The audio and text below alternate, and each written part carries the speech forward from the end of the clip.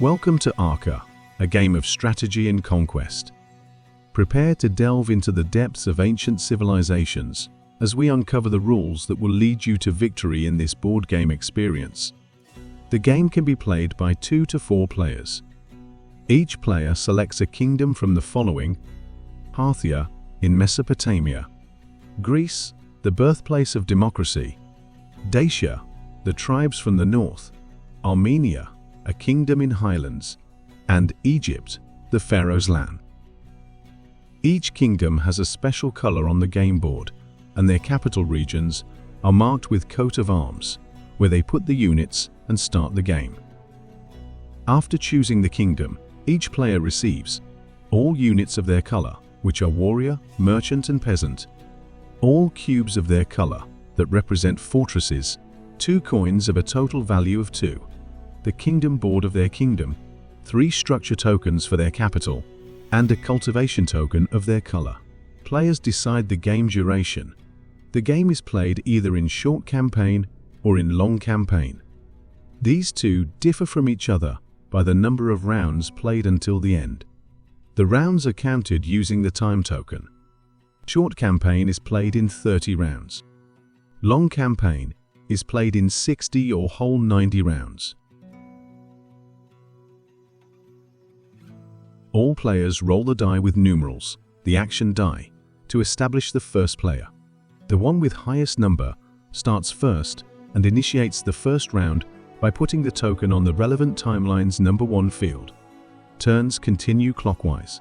When the turn comes back to the first player, the time token is moved to the next field.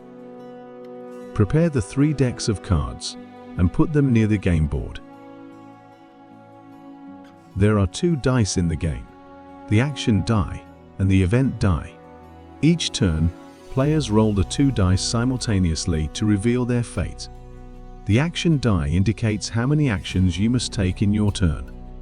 The event die indicates whether you must draw a card or no. The event die has 4 icons: shield for the character cards, crown for the event cards, letter for the letter cards, and an empty circle indicating that there is no special event.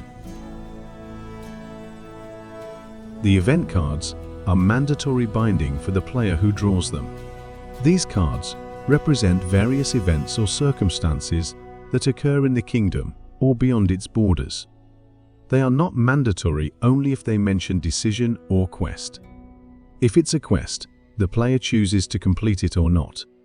If it's a decision, the player must choose between the options, unless there are no options. Letter cards indicate news from around the world, such as storms in seas or natural disasters.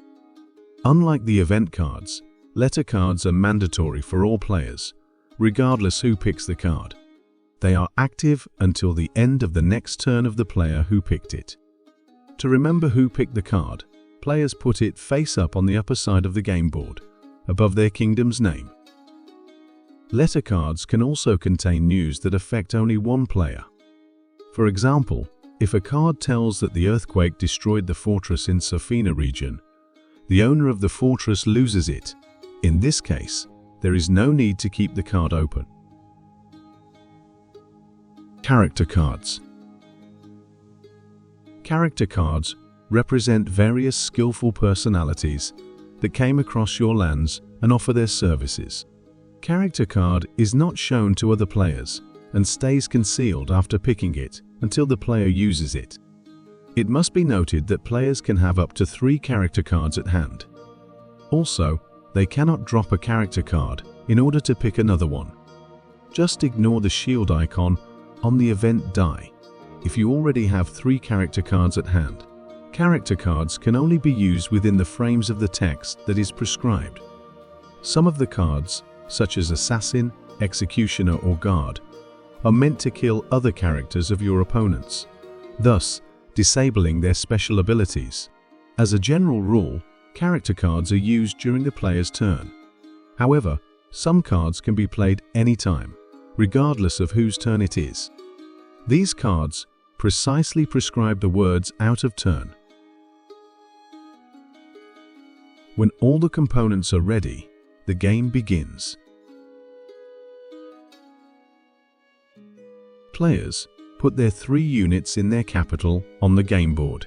Specifically, 1 warrior unit and the peasant are placed anywhere inside the capital region. The merchant is placed on the coin mark, again inside the capital region. Coin marks represent markets through which merchants travel and trade. Aside from the coin marks, you will find settlement marks across the map. Settlements are indicated by grey squares. If a region has a settlement, players can conquer it by building a fortress on it. Note that only 1 fortress can be built in 1 region.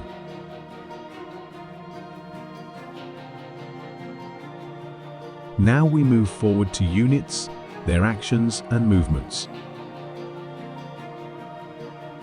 Each player rules their kingdom by taking actions, such as moving units on the board, building fortresses, and so on.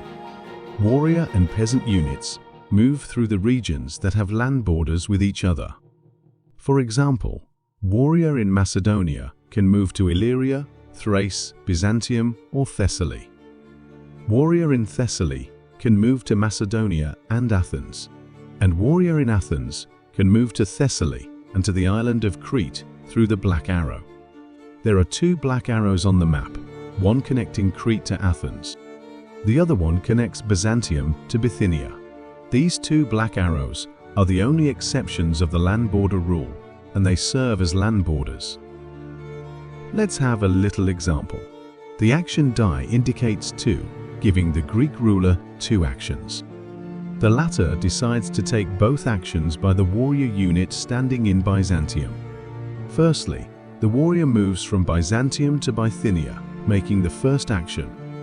Then, he continues his path to Paphlagonia, thus making the second action.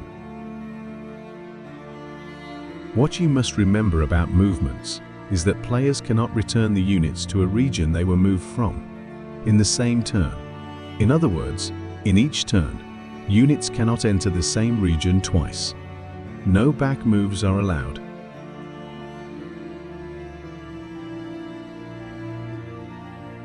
Units can also cross the seas, but only by the seaways that are marked with a white dashed line.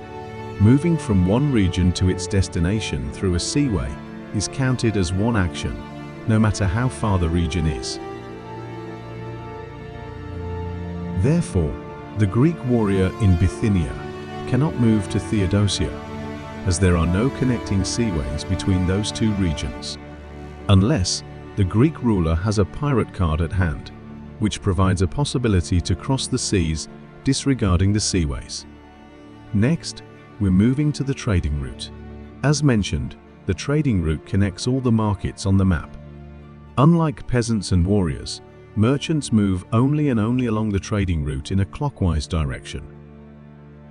Markets are marked with either grey or gold coin marks that indicate the amount of gold merchant can earn there. Stopping at a golden market with the numeral 1 will generate 1 coin. In the same manner, stopping at a golden market with numeral 2 will generate 2 coins. Grey markets do not generate coins. Here you can see how the Greek merchant travels along the trading route correctly. We will come back to the trading part a bit later. Now we shall discuss an important part about taking actions. As we already know, the action die indicates the number of actions a player must take. Players are free to allocate the number of actions to their units. Let's suppose that after rolling, the action die indicates number 6, meaning that the player has exactly 6 actions to take, no more, no less. In this case, the player decides to make 2 actions with the peasant, moving to east. Then he moves the warrior to northeast, again making 2 moves. And finally, the Greek ruler decides to send the merchant to the market in order to earn 2 coins. So, in total, the Greek ruler took 6 actions. The allocation and order of the actions matter only strategically, so it could be another set of actions. The peasant. The peasant builds fortresses on the settlement marks, fortifies fortresses with additional defensive walls, builds structures in the capital, and cultivates the land. Fortresses cost 3 coins. They can be built only in regions with settlement mark. Building a fortress is an action. For example, you have 2 actions. Bring the peasant to Pelusium.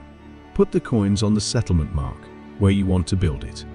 Then, place your peasant on the top of your coins to start the construction. Wait until your next turn. Afterwards, take away your coins to the common treasury and put a cube on the settlement mark. Now you took over the region. Your fortress will defend your region, as every fortress equals to 1 warrior unit. Remember, fortresses are not built instantly. You must wait until your next turn to put a fortress in the construction area, unless you have an architect character card. For building a fortress, the peasant does not need help from other units. However, if the peasant is not defended by a warrior, another warrior can move to the same region and plunder all gold under the peasant. In this example, the pharaoh loses all 3 coins to the Greek warrior. Players should focus on uniting their kingdom by raising fortresses in all 4 regions of their color. This is the only way to recruit the second warrior. Also, it is the only way to start the conquest. But more on that later. Important to note that peasants cannot build a fortress where an opponent warrior stands. Actually, building fortresses is very important. It is one of the ways you can win the game. Each player can have maximum 9 standing fortresses. After finishing the construction of the 9th fortress, you win the game. Now, let's talk about fortifications. Peasants can fortify their fortresses. If 1 fortress equals to 1 warrior, a fortified fortress equals to 2 warriors, providing extra protection. The cost of fortification is 2 coins. Fortifying a fortress is also an action, but unlike fortresses, fortifications are built instantly in the same turn. Just pay the coin and put the fortification token under your fortress. Note that you can fortify only once per turn, and you can fortify each fortress only once. After building a fortress in the capital, peasants can build a granary, which costs 1 coin and allows to use your peasant unit for cultivation. Barracks, costing 3 coins, that allow to combine warriors into an army and move them in a faster manner. And a temple, costing 5 coins, which grants you 10 victory points. Remember, the peasant must be in the capital region on the game board to be able to start a construction of mentioned buildings. Building a structure is an action. Structures are built immediately, and their effects activate within the same turn. Just put the structure token on the capital map of your kingdom board.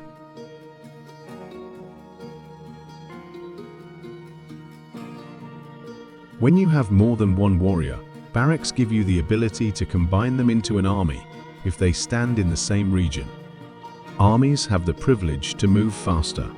Each movement of an army is considered as 1 action, no matter how many warrior units constitute it. Cultivation. Cultivation is an additional way to ensure income.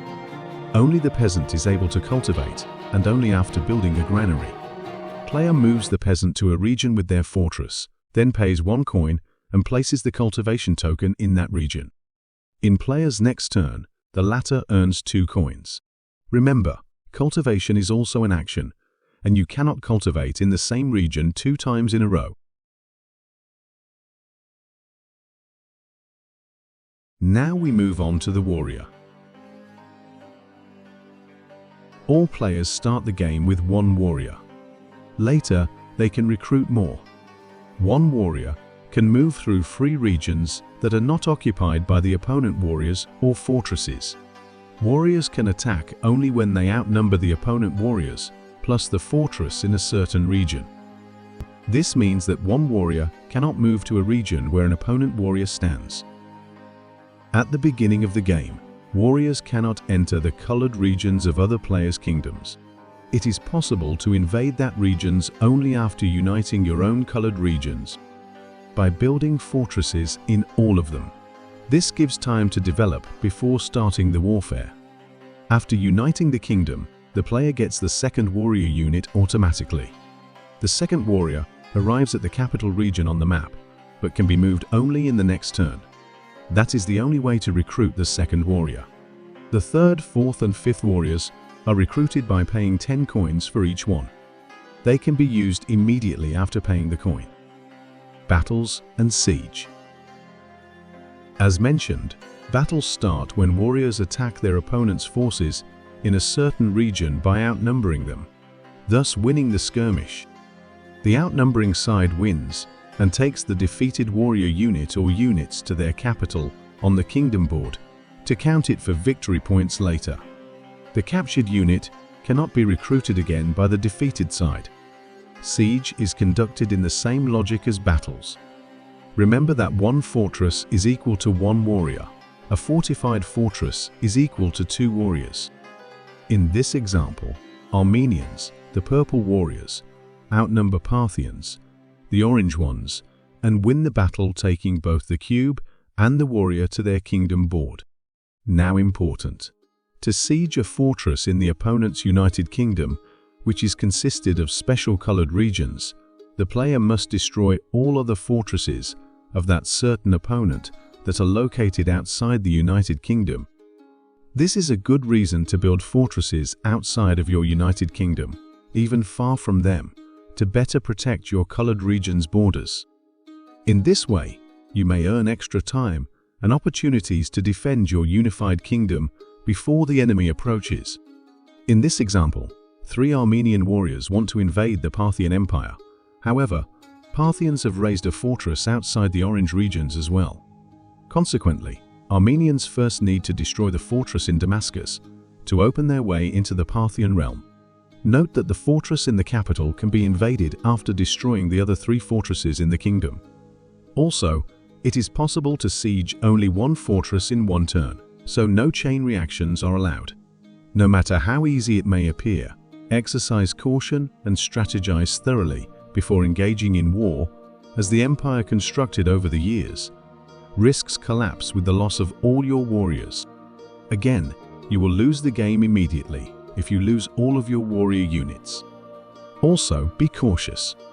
Your opponent may have concealed special abilities in the form of character cards, plunders, and quests.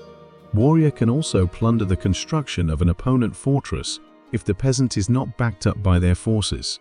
Warriors can also go for a quest if such opportunity arises by the event or letter cards. Last but not least, merchants. Merchants generate your income by trading goods and commodities for gold. As mentioned, they move in a different manner along the trading route in a clockwise direction. Each move is one action.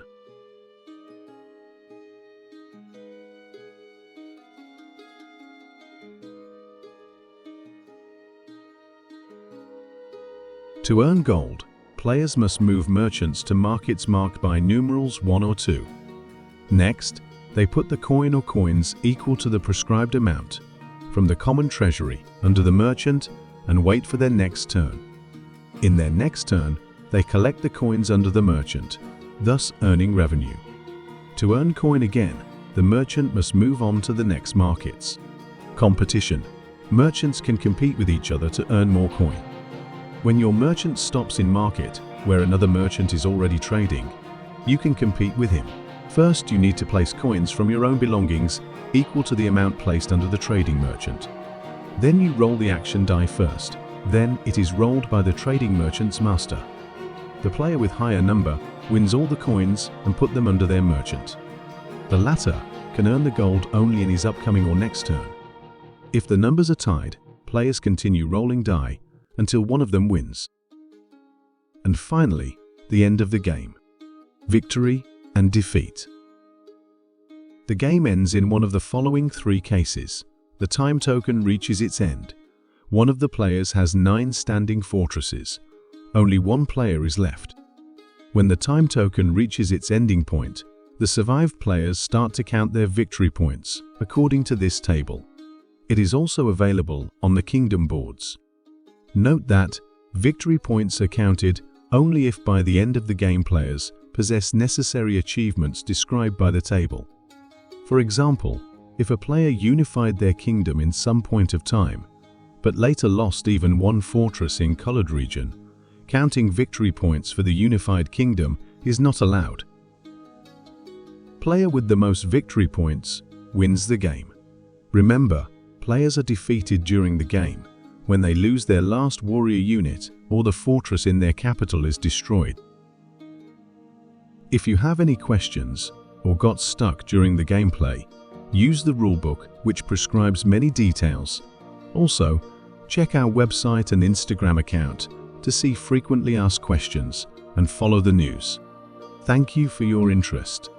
Have a good time in the ancient realms.